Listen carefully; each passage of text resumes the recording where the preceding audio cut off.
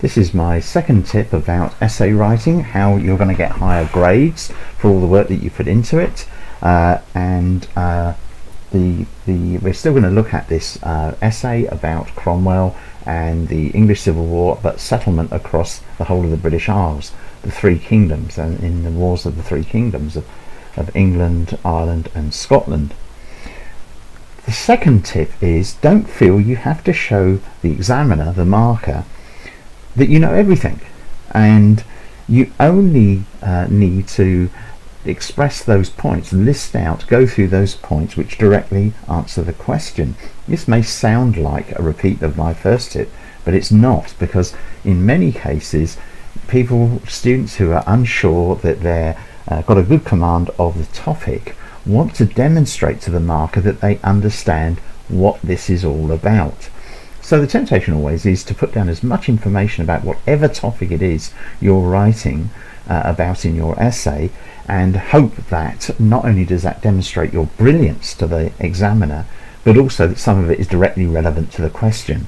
Well, hope isn't going to achieve you higher marks. Planning and analysing is what's going to achieve higher marks for you, and so that all has to be relevant to the question that you're answering.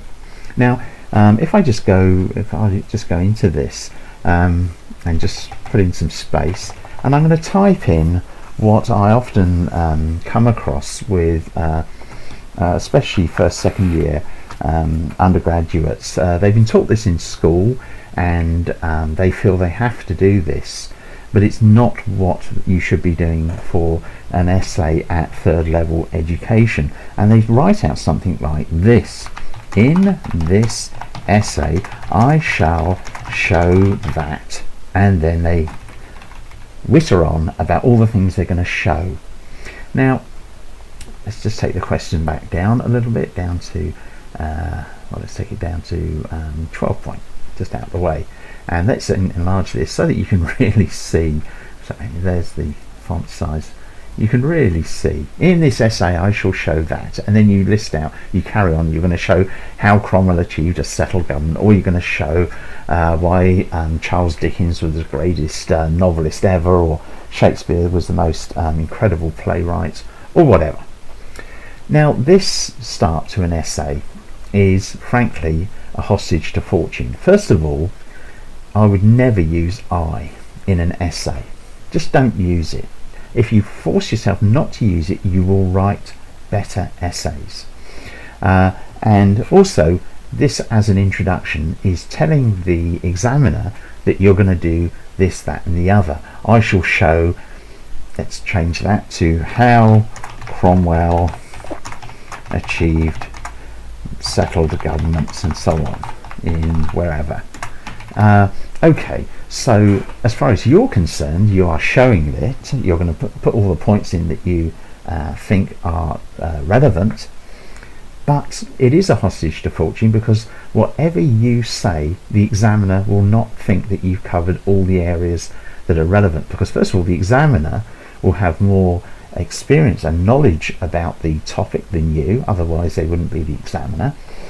And so they will automatically think that you should include certain points, and when you don't even do that in this introduction, and certainly not in the essay, then they will think that the essay is of poorer quality.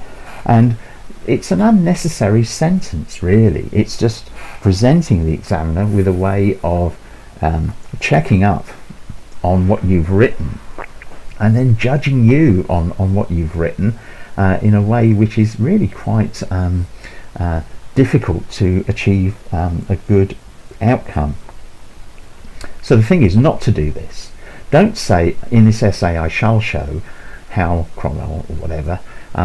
Just start your essay by doing it. That's how you should start your essay, not by saying what you're going to do. You're going to start your essay just by getting on and doing it.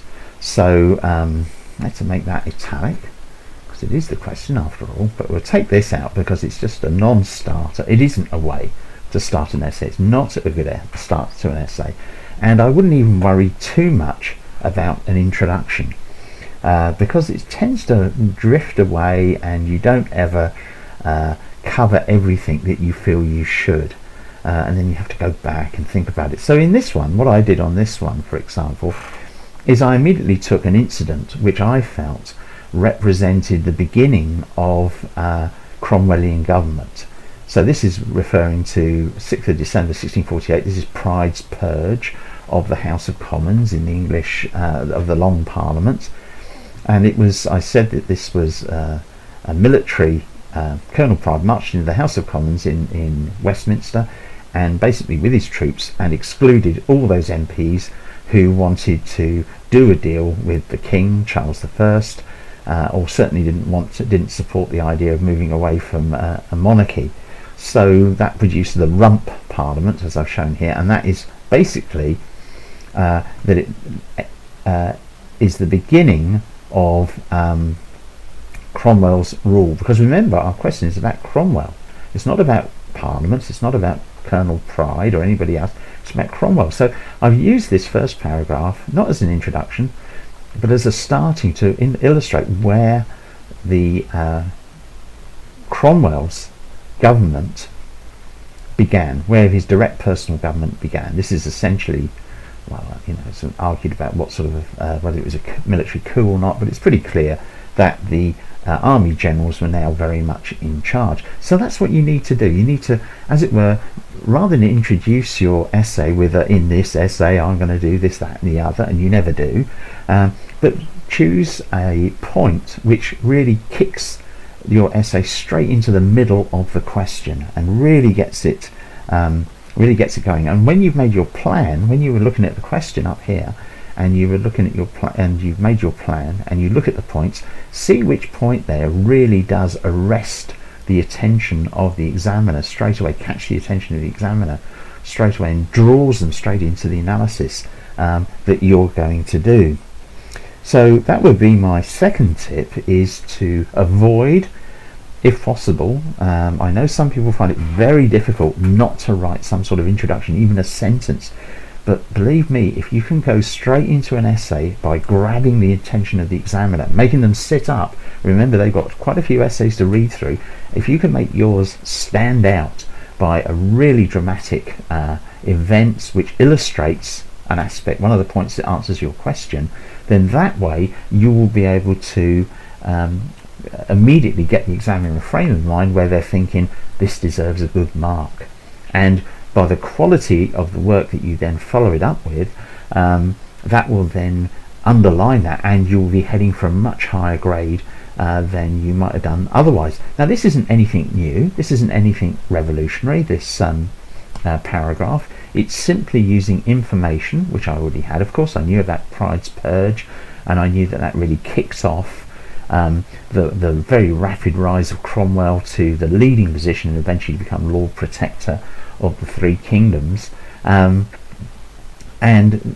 by kicking off with that incident and by showing how dramatic the military and political change had been, and it meant that I could then end it by saying this was basically then Milton writes a poem about Cromwell and calls him our chief of men, so I thought that would be quite a nice quote to get in there, and pointing out that this is the point where Cromwell had ended instability across the British Isles, and this is the way he'd done it, and now he was in charge basically. And so that's the starting point for my essay. It's not many words, but it is a good way to grab the examiner's attention and to demonstrate that you know very clearly what you're doing, very clearly what you're talking about, and you're going to lead into the whole development of the series of points. We're not going to go through it chronologically, it's going to be a series of points about Cromwell's rule over the three kingdoms.